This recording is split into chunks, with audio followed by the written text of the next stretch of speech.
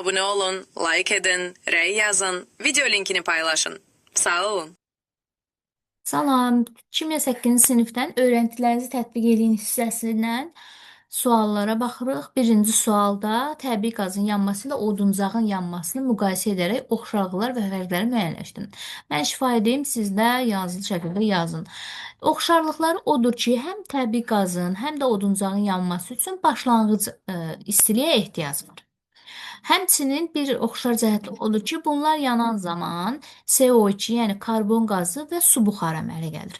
Fərq isə ondan ibarətdir ki, oduncağın yanmasına başlanğıc üçün daha çox istilik lazımdır ki, istilik verib bunu adi şərtdə görə bilirsiniz. Yəni oduncağı yandırmaq istəsəniz, əvvəlcə daha çox istilik verməlisiniz ki, sonra başlasın yanmağa.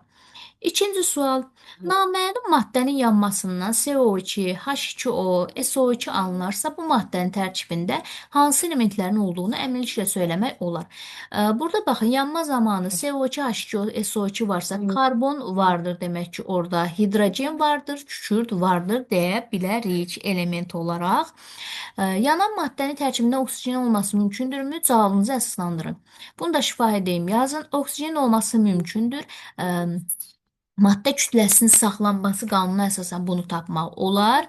Reaksiyaya girən maddələrin kütlələri cəmi alınanların kütlələri cəminə bərabərdir. Ola bilər ki, orada məsələn biz tutaq ki, CO-nu yandırırıq da, CO üstəgəl O2, CO2 alınır. Burada da baxın, oksigen ola bilər. Amma burada hər üçü alınıb H2O, SO2, yəni bu daha mürəkkəb bir maddədir. Ola bilər, tapa bilərik. Sonra üçüncü olaraq tərkibində oksigen olmayan maddə oksigen qazı ilə qarışdırılır. Bu X qarışdırılır oksigenlə. Bu qarışıqda molekulların say nisbəti 4-ün 15-i olan nisbəti kimidir. 4-ün 15-i olan nisbəti kimidir. Tam yanma zamanı alınan qarışıqda isə CO2, H2O, N2, O2 var. Burada baxın, yanma zamanı yanandan sonra burada oksigen həm reaksiya girən, həm də alınan maddə deyil. Burada oksigen var, düzdür. Sonrakı qarışıqdır. Çünki bu.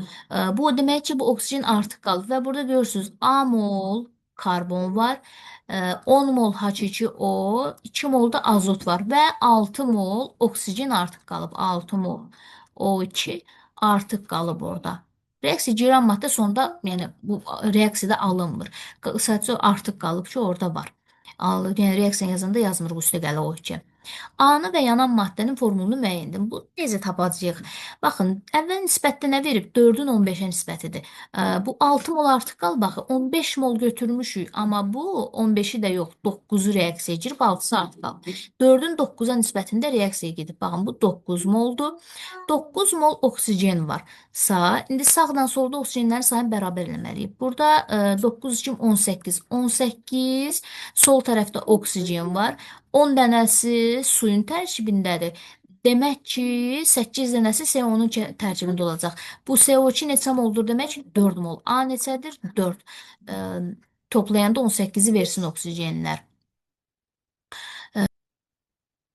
Deməli, burada 4 mol X maddəsi verilmişdi. X-in tərkibində sağda baxın, nə var?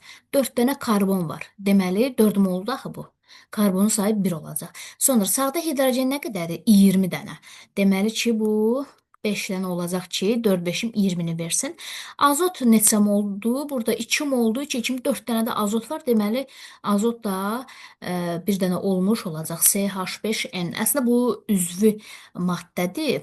CH3 NH2 formulu belə yazsaq daha düzgün olar. Düzdür, bunun sizin üçün bir fərqi yoxdur. Siz əsas bunu tapmalısınız. Və bizə nə deyir? A-nı və yanan maddənin formulunu müəyyən edin. Formul deyirsə, əslində siz bunu keçməmisiniz. Amma formulu budur. Yəni, sırf formulunu istəyirsə, CH3 NH2 yaza bilərsiniz. Bunu yazsanız formul olaraq daha düzgündür.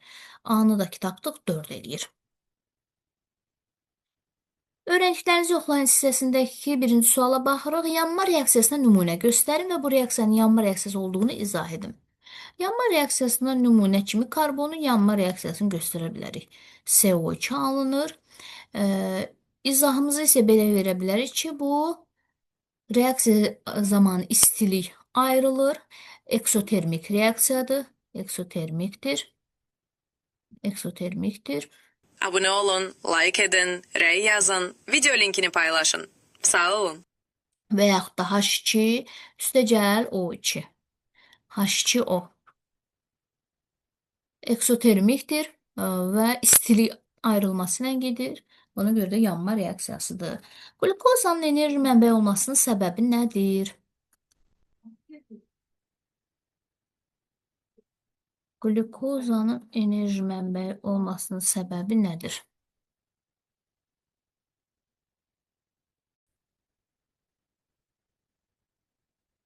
Deməli, C6H12O6 üstəgəl O2 6 mol alınır, 6 mol H2O üstəgəl 6 mol CO2 üstəgəl Q.